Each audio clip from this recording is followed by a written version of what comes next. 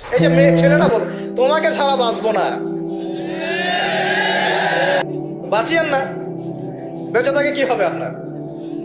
যদি একটা মেয়ের জন্য জীবন দিয়ে দেন তাহলে আল্লাহর জমিনে আপনি আল্লাহর জন্য কি করবেন? অনেক গানও আছে দেখবেন, অনেক গানের লিরিক্স গুলো, ম্যাক্সিমাম গানের লিরিক্সের মধ্যে দেখবেন শিরকি কথা আছে। তো আপনারা একটু খেয়াল করে দেখবেন অনেক গানের লিরিক্স আছে এগুলো কিন্তু শিরকি কথা, আল্লাহর সাথে দ্রোহিতা হচ্ছে কি না? প্রত্যেকটা রন্ধ্র শিরক। প্রথম শিরক হচ্ছে আকীদার, বিশ্বাসের। আল্লাহ ছাড়া কেউ সন্তান দিতে পারে বিশ্বাস করলে শিরক। আল্লাহ ছাড়া কেউ আমাকে পরকালে বাঁচাবে বিশ্বাস করলে শিরক। আল্লাহ ছাড়া কেউ আমাকে ভালো করতে পারে বিশ্বাস করলে শিরক, খারাপ করতে পারে বিশ্বাস করলে শিরক। আল্লাহ ছাড়া কেউ উপকার অপকার করতে পারে বিশ্বাস করলে শিরক। আল্লাহ থেকে সব হয় এই কনসেপ্টের বাইরে গেলেই শিরক হয়ে যাবে। সবকিছু কার থেকে হয়? তো এই যে লা ইলাহা ইল্লাল্লাহ একটা আকীদার বিষয়, প্রথমে আকীদার মধ্যে শিরক ঢুকেছে। একটা শিরক ঢুকেছে আমলের মধ্যে, আর শিরকু ফিল আমাল, আমলগুলোর মধ্যে। কিরকম? এই যে আল্লাহ বাদ দিয়ে অন্য কাউকে সেজদা করা, আল্লাহ বাদ দিয়ে অন্য কারোর জন্য নজর মানত করা, আল্লাহ বাদ দিয়ে অন্য কারোর জন্য এই যে আপনি কুরবানি করছেন, হ্যাঁ, আল্লাহ ছাড়া অন্য কারোর কাছে দোয়া করছেন, সবই শিরক। এই যে আপনি হাতের মধ্যে একটা বালা পরে আছে, বালাটা খুলতে বললে খোলেন না। কেন খোলেন না? আপনার ধারণা এটা খুলে ফেললে আপনার ক্ষতি হবে, রোগ আর ভালো হবে না। এই যে আকীদা, শিরকি আকীদা, শিরকি আকীদা, টাটকা শিরকি আকীদাটা যদি মনে করেন যে এটা খুললে, এই যে আংটি একটা পরেছেন মনে করেন, এই নিয়াতে পরে থাকেন যে এই আংটি পরার পরে আমার রোগ ভালো হবে, টাটকা শিরক এটা। এমনি যদি পরেন সৌন্দর্য বর্ধনের জন্য পরেছি, কোনো সমস্যা নাই, ইন্নামাল আমালু বিন্নিয়াত। কিন্তু যদি এই নিয়াতে পরেন এই আংটিটা পরলে আমার রোগটা ভালো হবে, খুললে আর রোগ ভালো হবে না, ব্যাস শিরক হয়ে গেছে। তারপরে বিয়ে হচ্ছে না, তাবিজ করতেছে, তাবিজ করলে বিয়ে হবে, শিরক হয়ে গেল। আবার একজন একজনকে ভালোবাসে, অবৈধ ভালোবাসা, বৈধটা না অবৈধটা। এখন তার আবার বিয়ে ঠিক হয়েছে এক জায়গায়, এই বিয়ে সে ভাঙাবে, কবিরাজের কাছে গিয়ে বিয়ে ভাঙানি করতেছে, চালাচালি করতেছে, নকশা আঁকতেছে, করে না?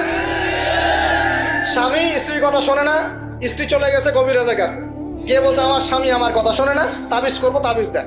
স্বামী ঘুমায়, বালিশের নিচে দেখে তাবিজ। আছেন এরকম কুফরি কালাম?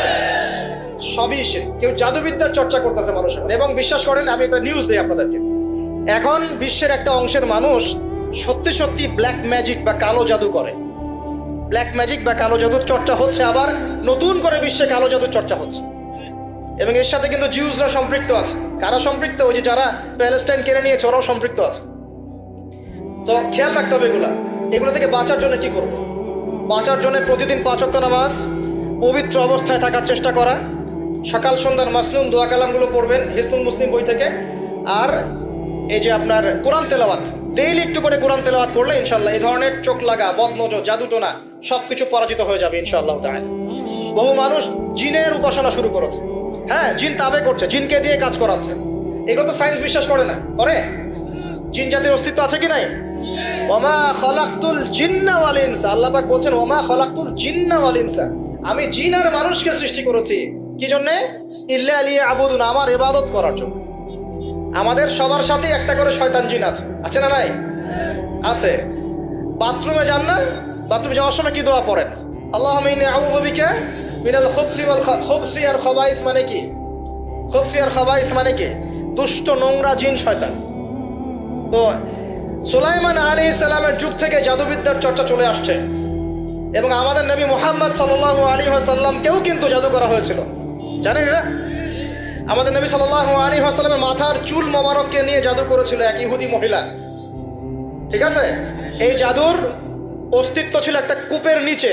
আলী রাদিয়াল্লাহু আনহু গিয়ে সেটাকে খুঁজে বের করেন, রাসূল সাল্লাল্লাহু আলাইহি ওয়াসাল্লামের সামনে ওটা ধ্বংস করে দেওয়া হয়। এরপরে এই সময় নাজিল হয় কুল আউযু বিরাব্বিল ফালাক মিন শাররি মা খালাক ওয়া মিন শাররি গাসিকিন ইযা ওয়াকাব ওয়া মিন শাররিন নাফাসাতি ফিল উকাদ। এটা হচ্ছে জাদুর আয়াত, ওয়া মিন শাররিন নাফাসাতি ফিল উকাদ ওয়া মিন শাররি হাসিদিন ইযা হাসাদ। এবার নাজিল হয় কুল আউযু বিরাব্বিন নাস মালিকিন নাস ইলাহিন নাস মিন শাররিল ওয়াসওয়াসিল খান্নাস আল্লাযী ইউওয়াসওয়িসু ফি সুদুরিন নাস মিনাল জিন্নাতি ওয়ান নাস। এই সূরা দুটো নাজিল হয় এই ঘটনার প্রেক্ষিতে। আমরা তো শানে নজুল অনেকে জানি না, তো এইগুলো এখন শিরকি আকীদা আমাদের সমাজে চলছে। আবার একটা কি, কথার মধ্যে শিরক চলছে। কথা আমরা বলছি আমরাই সমস্ত ক্ষমতার অধিকারী, বলছে কি না? এরকম কথা শোনা যায় না? আর তাবারাকাল্লাযী বিয়াদিহিল মুলক মানে কি? বরকতময় সেই সত্তা যার হাতে সমস্ত ক্ষমতা, রাজত্ব। তাবারাকাল্লাযী বিয়াদিহিল মুলক, তিনি বরকতময় সত্তা, যার হাতে সমস্ত ক্ষমতা। আমরা বলি লা হাওলা ওয়ালা কুওয়াতা ইল্লা বিল্লাহ, কোনো শক্তি সামর্থ্য নাই কে ছাড়া? আল্লাহ ছাড়া। আর আমরা এদিকে বলছি সমস্ত ক্ষমতা আমাদের হাতে। এটা কি শিরক হচ্ছে না? শিরক হচ্ছে। আমরা বলি অনেক সময় বলে ফেলি, ভাই কেমন আছেন? হ্যাঁ ভাই আপনার দোয়ায় ভালো আছে। আপনি কি আমার দোয়ায় ভালো আছেন? আপনাকে বলতে হবে যে আলহামদুলিল্লাহ, আল্লাহর ইচ্ছায় অতঃপর আপনার দোয়ায় ভালো আছে। কথা খুব সাবধানে। আলহামদুলিল্লাহ, আল্লাহর ইচ্ছায় এবং অতঃপর আপনার দোয়ায় ভালো আছে। অতঃপর বলতে হবে, অতঃপর, এবং না, অতঃপর। বলছে মা কেমন আছে? ভালো আছে, ডাক্তার ভালো ছিল, না হলে মাকে বাঁচানো যেত না, ব্যাস শিরক হয়ে গেল। বলছে নৌকাটা ডুবে যাচ্ছিল, মাঝি ভালো ছিল, না হলে নৌকা ডুবে যাইত। ড্রাইভারটা ভালো ছিল, না হলে রাস্তায় নির্ঘাত অ্যাক্সিডেন্ট হইতো। এইটা কথা আমরা চলতে ফিরতে শিরক করতেছি। তো এই কথায় তিনটা ক্ষেত্র বললাম, কথায়, কাজে এবং চিন্তায়। এই তিনটা ক্ষেত্রে মুসলিম সমাজের মধ্যে এখন শিরক বিরাজ করছে। এটা আমাদের উম্মতের সবচেয়ে বড় সমস্যা এখন। আল্লাহ পাক আমাদের সবাইকে শিরক মুক্ত আমল করার তৌফিক এনায়েত করুন, সকলে বলে আমিন। তাহলে কি করতে হবে? আমি কয়েকটা বই পড়ার পরামর্শ দিচ্ছি। কিতাবুত তাওহীদ একটা বই আছে, শিরক সম্পর্কে অনেক বিস্তারিত আলোচনা করা আছে, এটা পড়তে পারেন। তারপরে কোরআন সুন্নাহর আলোকে ইসলামী আকীদা একটা বই আছে, এটা পড়তে পারেন। আকীদা তাহাভিয়াটা পড়তে পারেন। আর শিরক সম্পর্কে আরো অনেক বইপত্র বাজারে বের হয়েছে, শিরক কি ও কেন ইত্যাদি টাইপের। এগুলো পড়লে আপনি শিরকের ধারণা পাবেন ইনশাআল্লাহ তাআলা। আল্লাহ পাক আমাদের সবাইকে শিরক মুক্ত আমল করার তৌফিক এনায়েত করুন, সকলেই বলি আমিন।